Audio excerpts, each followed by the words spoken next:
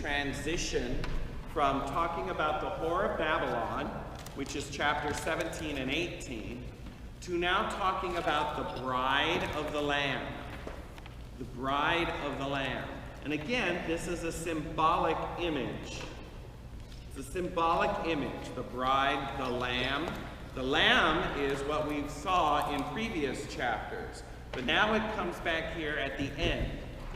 And it's more or less, I want to say it's the culmination of what was the beginning of Revelation to where we are now, which is another reason why I would like to kind of review from chapter 1 to where we are now, so you can get the broader picture of what we've covered. We've been in the book of Revelation for a year. We started this last January, so here we are almost at the end, a full year later. So that's a historic first for this Bible study, to go through a book that quickly. And yet, I say very, very succinct and thoroughly at the same time. I don't know about you, but I've learned a lot from this book. And I have to say that in my theological career, I've spent most of my time studying this particular book more than anything else. When I was an evangelical, and now as a Catholic. So I feel that this is my favorite book, and I hope I've shared some of that love that I have for this, and some of the joy that's in it as well. And I hopefully dispelled a lot of the fears and myths and misunderstandings that you may have had about this book. Because I'm firmly convinced more and more the reason why people do not read this book is because the enemy doesn't want you to be blessed. And I've said that before, but I'll keep repeating it. Because this is the only book in the Bible that has a blessing attached to it for those who hear and read it.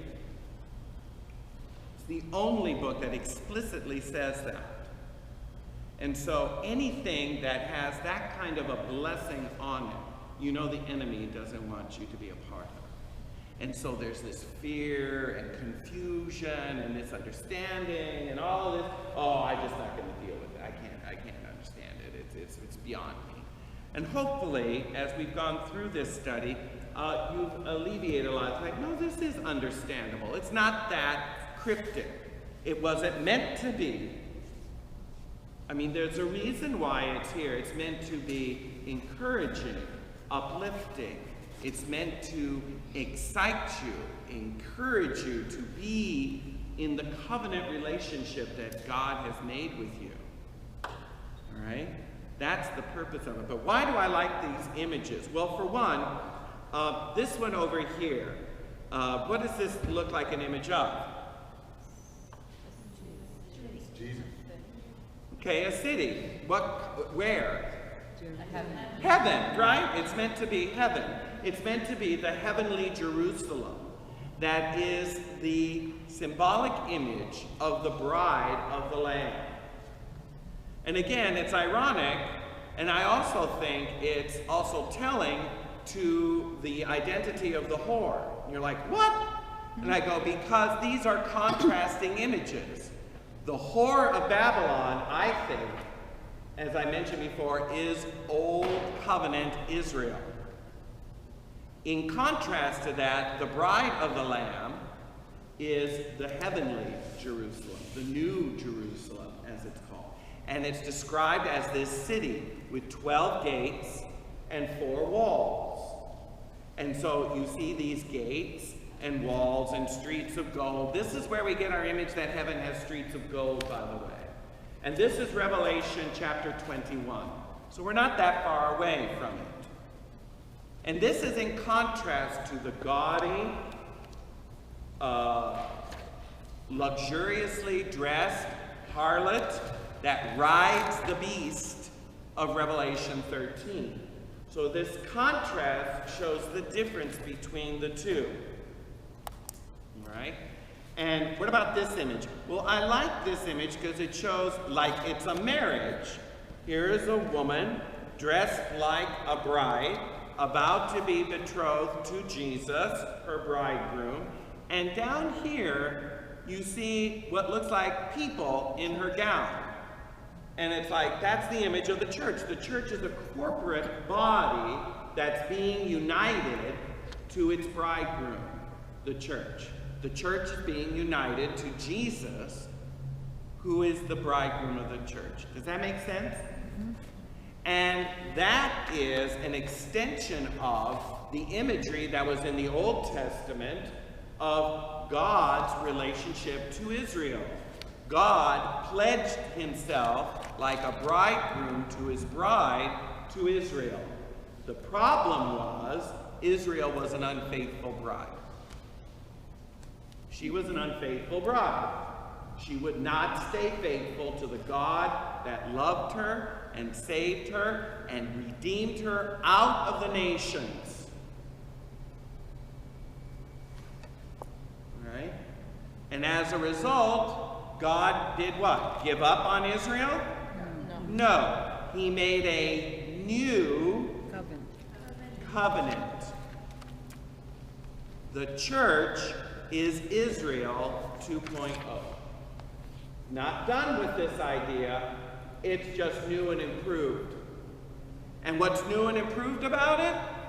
God has dealt with the sin issue, which is what kept Israel an unfaithful bride.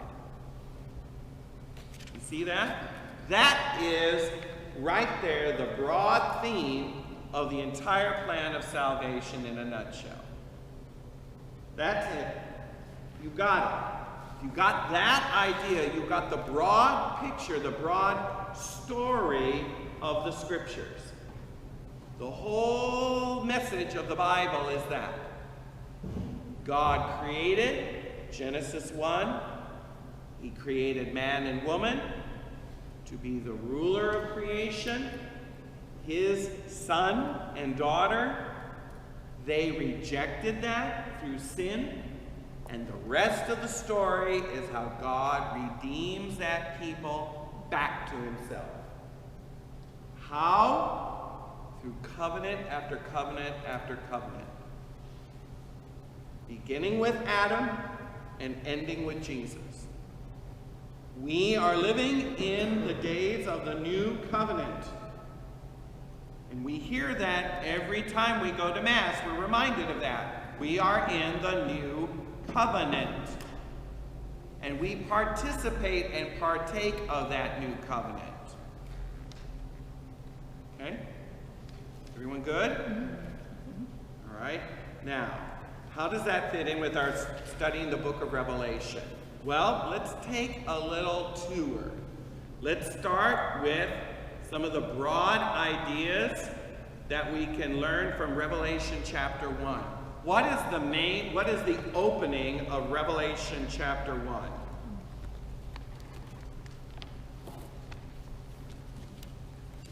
Let's just, how did we get to where we are?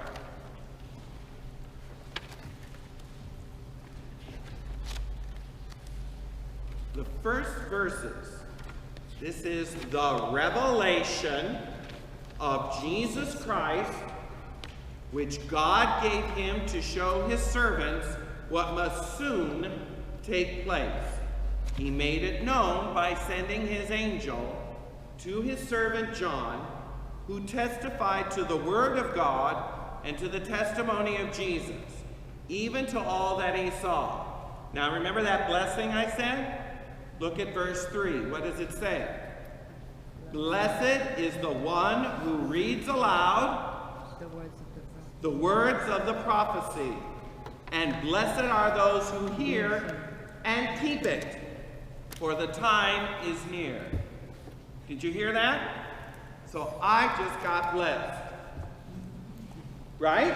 Yes. Isn't that what it said? Yes. Blessed is he who reads aloud. Did I just read it aloud? Yes. Yes. And what about you? You get nothing? No. No, what did you get? You hear. You heard it. And you are Blessed. keeping it, right? Say yes. Yes. And that's where the blessing comes. You hear what I'm saying? Yes. This is the only book in the Bible that has that. It's no wonder there's so much confusion, fear, doubt, and just not paying any attention to this. I know that's the enemy.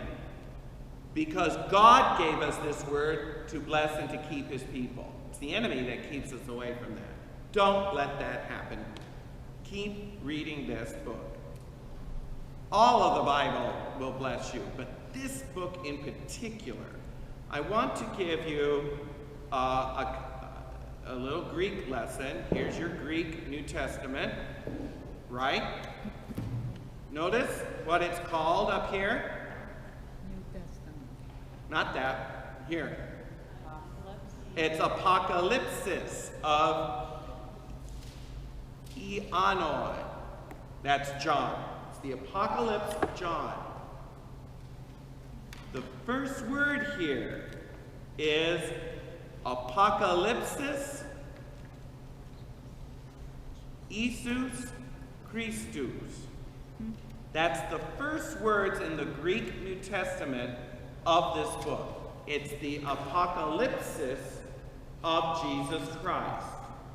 Now, why am I emphasizing that? Because one of the lessons that we learned from Revelation 1 is that this word, apocalypse.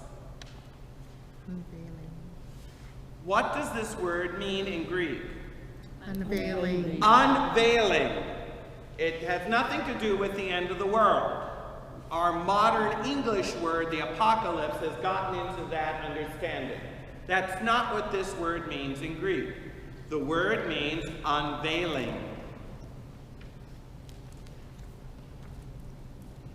This is the unveiling of Jesus Christ. That's the first words in the Greek New Testament about this book. If it's unveiled, that's a negative way of saying what? I am what? Revealing. Hence the name of the book. Revelation. Revelation. It's the revelation. It's the revealing of Jesus Christ. Now this word has a covenantal significance. What do I mean by that? Because when you were married, the bride would always be veiled, and then she would be unveiled. Yes. And if you've ever been to a Jewish wedding, when the bride comes down, she needs bridesmaids because she's not just a nice little veil. I mean, she can't see.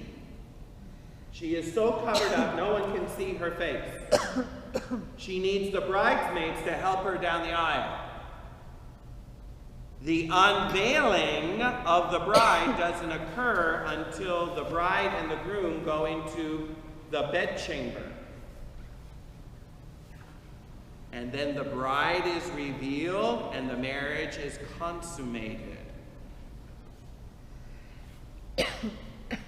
Now there's a story about this in the Old Testament, if you remember.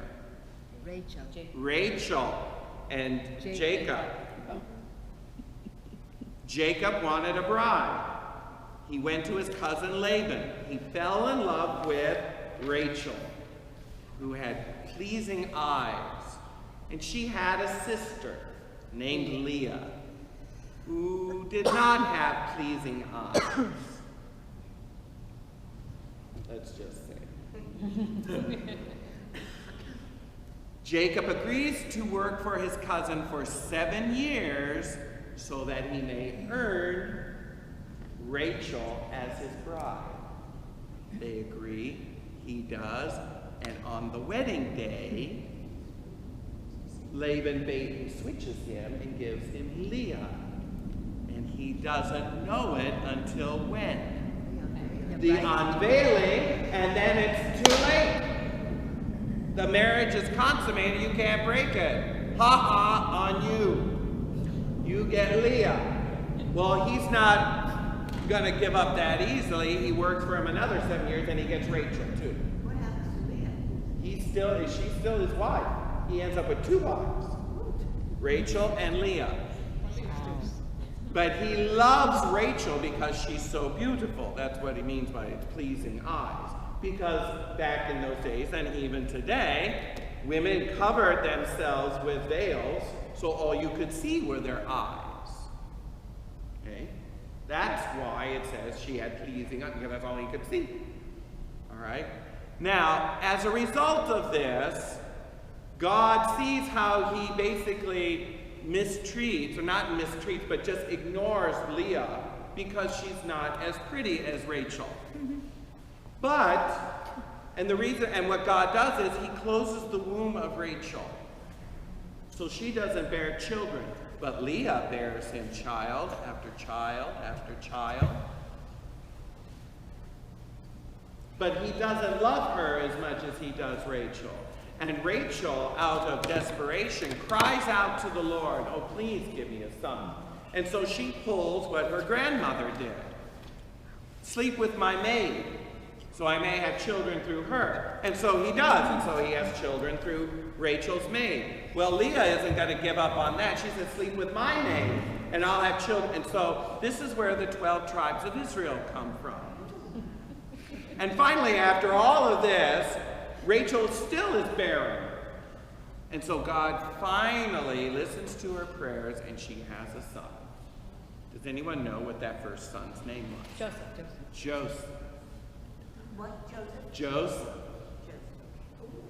The one with the Technicolor Dreamcoat. And he loves Joseph. Jacob loves Joseph more than his other sons, and they know it. And that's why they're embittered towards him, because he's the child of the woman he really loves. So you see all this relationship, how this is going on? And this is why they throw him into the pit, that's why they sell him to the Egyptians, etc., etc., etc. All right? So you can read all about that in the book of Genesis. The point I'm making is this. This unveiling of Jesus Christ is marriage imagery, and it comes from the very first word of the very first verse of this book. The whole book is predicated on this theme of covenant, which is another word that you think of for marriage. So when we go to Mass, I always think of this. No, absolutely always. But I try to remember this all the time. When you go up to communion, it's like you should be thinking in your mind, da-dum, da-dum, da-dum, da-dum, because that's exactly what you're doing. You are